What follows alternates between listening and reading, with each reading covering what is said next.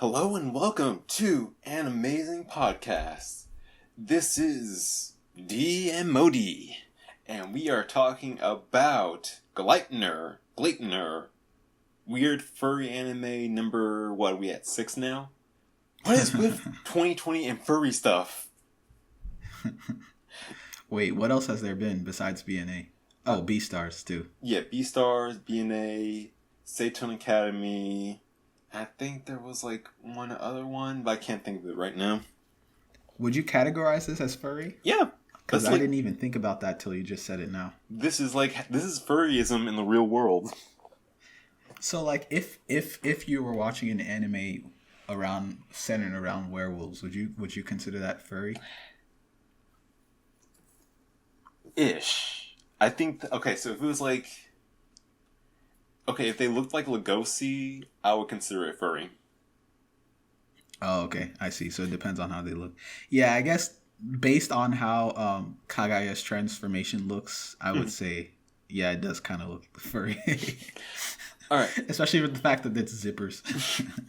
So, for you guys at home you guys and gals who don't know at home, Gleipnir is a anime series about a guy who has the power to turn into a mascot suit who is then worn by a crazy chick, and they use their new powers to solve mysteries and punch people in the face. Pretty much, yeah. And okay, so this kind of made me realize that I am definitely a fan of the semi-edgy dark stuff. It's like this, I really enjoyed this, and I kind of enjoyed it in the same way I kind of enjoyed Tokyo Ghoul, even though this is nowhere near as good. But I kind of realized I'm always like a fan of the really fun, dark, Tim Burton-esque kind of animes, like stuff like Soul Eater and that kind of stuff. And I think this was kind of up my alley. I will say some of the fan servicey bits were a little unnecessary, but I feel that it wasn't at the point where it was like Castlevania, where I feel like there were better stuff it could be cutting to. Wait, what do you mean? Like with the climax for Castlevania, I felt like all the sex scenes were like keeping me from like the really cool, awesome action. This it feels like the fan service doesn't feel unrealistic, but the camera angle, so the camera angles were definitely unrealistic. No, so what I'm trying to say is like there are some moments where like the fan service doesn't really make sense, where like you would see characters' boobs bouncing like each had like individual raves going on inside them, or like some of the stuff is just like the main character takes a random pratfall and then falls into another like classmate or something. The fan service in this felt realistic in the world that it exists in, and the worst part were probably the camera angles, but I didn't feel like the camera angles took me out of the show as bad as some other things would. Yeah, I have pretty much the same criticism in terms of fan service. It was annoying in some parts, but not nearly as bad as the worst I've seen. Like like this is like not even anywhere near as bad as some of the stuff I've seen. So yeah, there was really just one part where I was like, this makes literally no sense. And it's a part in episode 2 when did we even get her name? The girl that was killed. What was her name? I don't even remember her name. All right, well, the girl that was killed, when they were doing the flashback to her looking for a coin again, and it just jumped straight from her like seeing that she has the monster powers to like a panty shot while she's looking for the coin. And I was like, okay, all right, that's weird. And that was the only time when I was like, okay, that seriously just made zero sense. Yeah. But I will say you're right in that, like, if you're going to do a series with fan service, right? It helps a lot if you can contextualize the fan service within the show. Right. And I think you're right. It kind of did that because every single time it did happen, it was kind of like in a way that kind of made sense, like when she was like when they went into her house and she's like, "Oh, I'm gonna change." It's like, okay, all right, Mm-hmm. that's kind of unrealistic, but okay. And then also when she was entering into his costume, that part was hilarious. Yeah. That was real. That's like, if you're gonna do fan service, I feel like, or if you're gonna do like suggestive stuff, Mm-hmm. I feel like that's the way to do it, because you can, like, if you make it funny like that, I think it's good. Like when she was like, "Does it hurt?" Did it? How, what was that one? Was that as good for you as it was for me, or something like that? Yeah. But I will say, no, but she pretty much said like every single standard line. Yeah. I will say though that I didn't mind the apartment scene as much, because that kind of felt like it didn't feel artificial. It felt like a convenient character trait. Yeah, I agree with that. Also, so I will say, so how do you feel about the first couple episodes so far, character wise? Character wise, so I would say I liked Kagaya in the beginning of the first episode. Like, I would say, like, in the first half of the first episode, I liked him. Or I'll call him Shuichi. Same. But after that, he kind of... So I'll first explain why I liked him at first. I liked him at first because he was unique. And he was a type of character that I don't think I've seen before, which is like, he's talented, but he holds it back. Yeah. Now, it turns out that talent is kind of just him being able... Well, no, I feel like he probably does have talent aside from that. Like, he's probably, like, smart or something.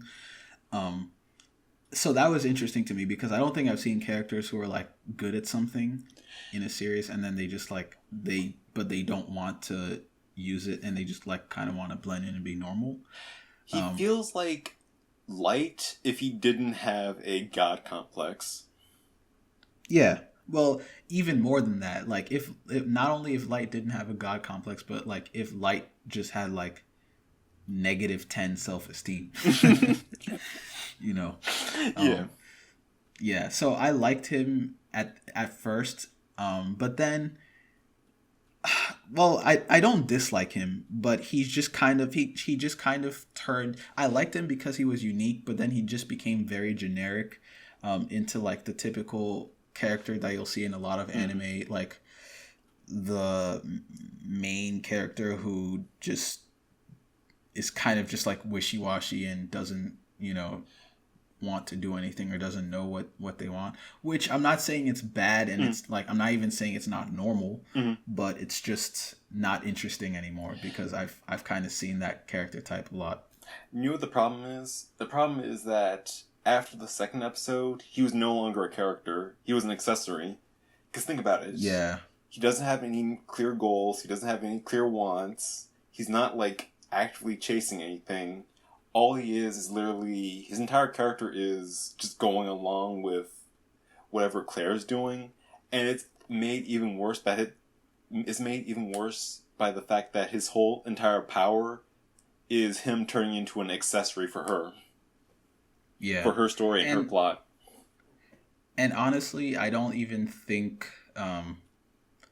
I really don't even see that as a flaw in itself. Like, I feel like if you're gonna write a like 17-year-old high schooler who's like, doesn't know, like, that's a very normal thing, Like, I feel like he's just a very normal type of character for a high schooler that you would expect.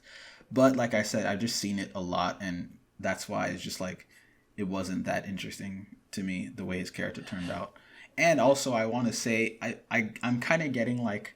Have you seen Evangelion, by the way? Yes. Okay, so the girl, what's her name? Aoki, Claire. Claire reminds me a lot of Asuka, and he reminds me kind of Shinji a little bit. But yeah. She feels like Asuka with zero moral compass. Yeah, pretty much. I mean, did Asuka have him? I guess she did, kind of, yeah. Like, she didn't, like... Asuka never seemed like a psychopath. Like, Claire is a legit psychopath. I don't know. I would say she. I don't know about that. To me, she seemed like a psychopath. But yeah, Claire. I would say Claire is crazier though. Definitely. Like, Claire feels like the kind of person who, if I was, like, she's the kind. She would be a catalyst for my decision to leave town for school. Absolutely. Also, like, real quick on the first episode, my biggest issue with the show, like, okay, so the first episode for me was 6 on one hand, half a dozen on the other, because I think the first half of it, when it was just establishing Kaguya's character, I think, like I said, I agree, he felt like a really interesting and unique character. I think he's probably one of the best, like, you have the whole generic everyman, normal Joe kind of character. And I think he's probably one of the more interesting versions of those characters I've seen. Even more so than, like, Kaneki from Tokyo Ghoul. But I did not like the ending act of the whole him rescuing Claire from the fire. That had to be the most low interest burning building scene I have ever seen in my life. He was on like complete casual mode that entire time. There was like that's true. Zero agency. It was like he was trying to like buy a friend a bottle of water from the 7-Eleven or something. It was like, yeah, the building's burning and I'm all monstrous and blah blah blah. This girl's burning alive, could burn alive, yada yada yada. And then you have the fact that the building was just not, there was like no damage being done to the building. It wasn't collapsing. Oh my god, even the flames in Japan are polite. Yeah, that scene was kind of confusing to me too, because the most confusing part of it for me was the fact that he ran into the building clearly through the front. Mm-hmm. And then I don't know why he had to break the wall to get her out when he could have just... I was wondering why he was standing there talking when he could have, like... I was expecting him to just, like, run in, pick her up, and run out, right? Like, that seems... Like you said, sense of urgency. But he was just sitting there talking and thinking to himself. And then he broke a wall, picked her up, and ran through the wall. But, like, why couldn't you just... Wait, did he even run through right back through the doorway you came through? Wait, did he even run through the wall? I swear to God, I do not... Like, that scene was so low urgency. I swear to God, he just walked out. I think what they did was they had him, like, he broke the wall and they showed the shot of him jumping through, and then they cut to him, like, sitting outside. There you go. Yeah, you're right. Also, how did you lose your cell phone in that kind of situation? Like, he was just, like, casually strolling through that entire, like, scene. And, like, that was the, like... I swear to God, Kaguya is a simp. Like, he picks the worst time to start acting horny, okay? In fact, you know what, like, my other issue was? So, you know the whole scene where, like, Claire was, like, calling him a monster and, like, blackmailing him with his phone and stuff? Like, literally, my first instinct was like, oh shit, she found the porn collection. This is why you don't keep your unmissionables on your phone. This is why you don't lose that. I was really expecting that. I was expecting them to do that, but they didn't. Also, how much of a dumbass is he? Like, she just, like, sits his phone on the most precarious... I know! Yeah. Why would... I was like, it was so clear what was going to happen the moment she decided to give it to him. But, like, why would you go... Anyway, yeah. I have nothing to say to that other than, yeah, he's a dumbass.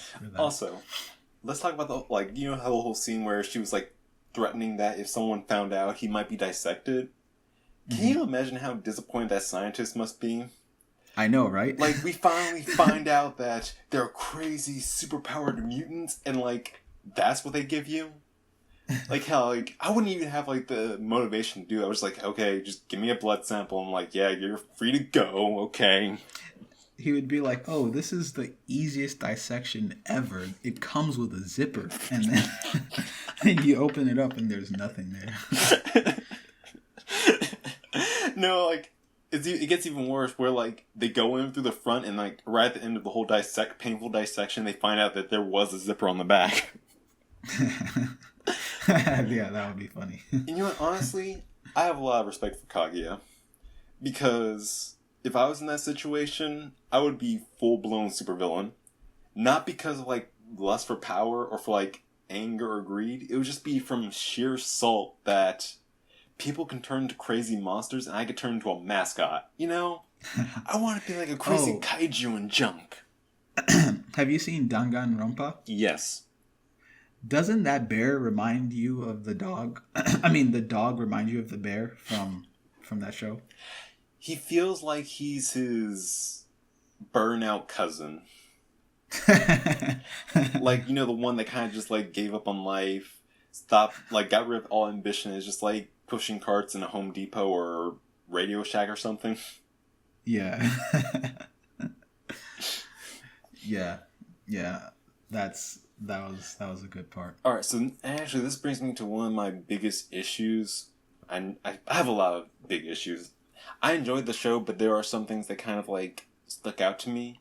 And it was mostly his design, and I feel like it was a double-edged sword. Because on one end, is really extremely effective in differentiating him from all the other villains and characters in this world. It also helps differentiate the manga itself from all of its other competition. I mean, a guy turning into a superpowered mascot suit that's crazy as all heck, and it would definitely help it stand up a little bit more. But I think my issue is it accents the world and it kind of clashes with it. Because when all the crazy monster action comes up, I'm not going to be paying attention to the action. I'm going to be paying attention to, like, the crazy dog doing all the martial arts and stuff. I feel like for this, it would have either helped if he also had the same kind of edgelord aesthetic to himself and just kept the same armor kind of theme going on. Or they make everyone a mascot. I think that would have been even better because there's already like a mascot craze in Japanese culture from what I've heard. And I think like a giant edgy death match between cartoon mascots sounds hilariously entertaining. I feel like it's more entertaining though if there's a bunch of them, but not everyone is one, because then it just adds another layer of tension to it. Mm-hmm. You know, because like you don't want to get found out. If everyone's a mascot, then like you can just like it kind of takes away from how cool it is and like how interesting it is and how different it is. But if there's like some people, not a few, a lot, but like just not the whole population, mm-hmm. who can turn into monsters or whatever, and they're all fighting and like they can't get found out, and you know it adds another dimension to the story, I think. You know, one of these, I was saying like for every like all the people who can like turn into monsters would turn into mascots. So. Okay, I see. Got you. Can you imagine how much, if that was the situation, how much PTSD you would have just walking into a ball game? You know what I just realized though? I assumed up until now, that even the girl who they fought in episode 2, I assumed that even she could turn into a mascot, but like she was just like partially transforming. But now I think about it, I guess that's probably not the case. I guess it's just him. No, and I'll say this. Like, this is the kind of world I would like to live in, honestly. Like, based on the first 2 episodes. Unless, like, that's only if they stick with these rules for how, like, the powers are given out. Because if they don't, like, add some sort of stipulation to, like, getting superpowers in this world, that's gotta be pretty sweet. You know, if the whole, like, issue is you have to collect more coins to get a wish, like, if they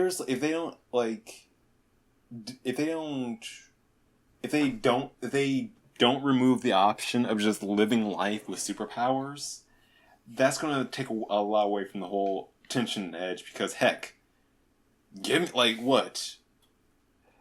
Like, dude, my wish is already granted. I'm already a superpowered badass. Like, get your own damn coins, sucker. Yeah, that's true.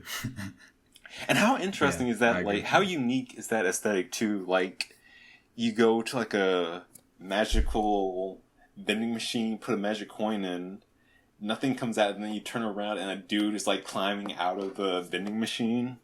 That was such a funny scene too. Like I love the like quirky, edgy kind of shows like this. It's not quite a dark comedy, but I don't think it's a. I have a difference between shows that have an edge versus shows that are edgy. Shows that are edgy are just like needlessly dark, gloomy, and take themselves overly serious. Shows with an edge are shows that like have their dark tone and seriousness, but they aren't afraid to like have a little fun. And I feel like this show, and not only that, they take themselves the proper amount serious. Yeah. And I feel like this show hits that really well. Yeah, I think that might be like the biggest pro of the show for me, is that it walks that line really well of like not being too serious, because you can't be too serious when the main character turns into like, you know, a mascot. Yeah. Like, let me give it even a clearer, like, to define that even clearer, I would say a movie like Batman vs. Superman is edgy, and a movie like, say, Dark Knight has edge. Or even better, like, I'm trying to think of the last super edgelord show I've seen. I want to say, like, I think Tokyo Ghoul has edge, but it isn't edgy. I can't think of the other show. It seems to me like you're just, for you, edgy is just something that has edge, but it doesn't work well. True. Because, yeah, all the stuff that you've described, it seems like that's what it is. True, probably. Yeah. Edginess is and I would agree with all that. Yeah. Also, so I will also say that the animation in this was really good. Yes, yeah. I'm not sure. You know, I appreciate shows where they will apply good animation to parts that don't really matter, like to like small everyday, like, you know, slice to like they'll apply good animation to the slice of life parts too, not just the action. Mm-hmm. I appreciate that a lot, and yeah, I like that about this show. And like the action was like no slouch either. Like, we only watched the first 2 episodes, so I'm not sure if this is just like the early spike for a show and it's just gonna go downhill until like the next like mid-season or season finale. But the fight scene in this was really good. Like, yeah, really good. That is some high quality CQC Sakuga right there. Like, yeah. Just everything from like the weight of the punches to the speed, the snappiness, all on point. Yeah, I agree with that. I also like the setting of it and the environment and like the tone. It wasn't anything really special, but in general, I just tend to like the Japanese high school countryside summertime setting. I like that a lot. I also like the cricket sounds that they always do. You know, or is it crickets? What is it? Is it cicadas? Cicadas. Mm-hmm. Yeah, the cicada sound, the sound effect. Yeah. And honestly, this is another thing that kind of always bugged me about anime. But how the hell do these high school students who allegedly don't have jobs afford these places?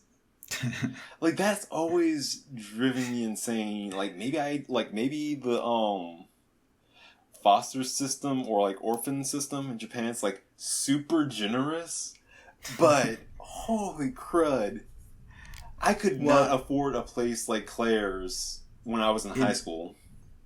In every show I've seen it's always that like the kid or like, you know, the high schooler or whatever, their parents work and like, or either their parents travel a lot or they work abroad and they're really rich and so they, you know, keep them a house or whatever.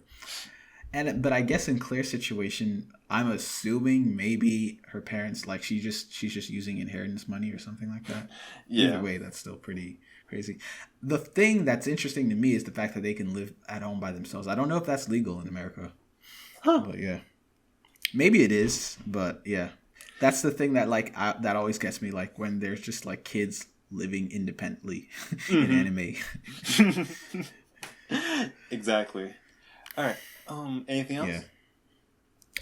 Yeah. There was one more thing I wanted to say, which is that this is like such an obvious thing that like I almost forgot to mention it, but it has this series is just such a unique concept. Yeah. Like when you think about it, like it's just so weird. Like people turning into monsters. When I read the synopsis, I was like, oh, okay, this is run of the mill. Mm-hmm. But the thing that makes it interesting, that made me realize how unique it was when it turned out that you can enter the monster, and also the fact that the monster is like, you know, a teddy bear or teddy dog, whatever. So yeah, it's a very unique concept, and I feel like whoever, I guess this was based off a manga, so the author, the mangaka who came up with this, probably I really feel like this started off as just like a random drawing. Like I feel like they just randomly drew like, you know, a hot girl, and then like, I'm gonna draw her inside of a dog. That, to me, that just feels like something that would happen when you're drawing, like you're just randomly coming up with things, and they're like, okay, maybe I should try to turn this into a story.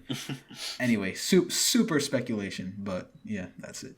Oh yeah, I know that's actually happened a lot. Like I remember I heard this one story where I think it was for a Shonen Jump comic, and the dude was just like messing around, and he did like a superhero where it's just like a female character with just wearing a mask and only the boots and absolutely nothing else. And he sent that to his editor as a joke. He's like, dude, let's do this. Let's make this a full-on series. Wait, what series is that though? Kekko Common. Oh, okay. I haven't heard of that. That's funny though. I guess because like it figures that I would probably know about that since it has like the word common in it. Yeah. Yeah. But yeah, that's all I had to say for it. I like the show. It's good. Me too. All right. So, how would you rate it? Oh, I would probably give it like a 7.5. I agree, 7.5. All right, cool. All right, so yep, that's been our first impressions of Gleipnir. Thanks for watching, and see you next time. Yep, take it easy, stay safe, stay inside, and stay healthy. Bye.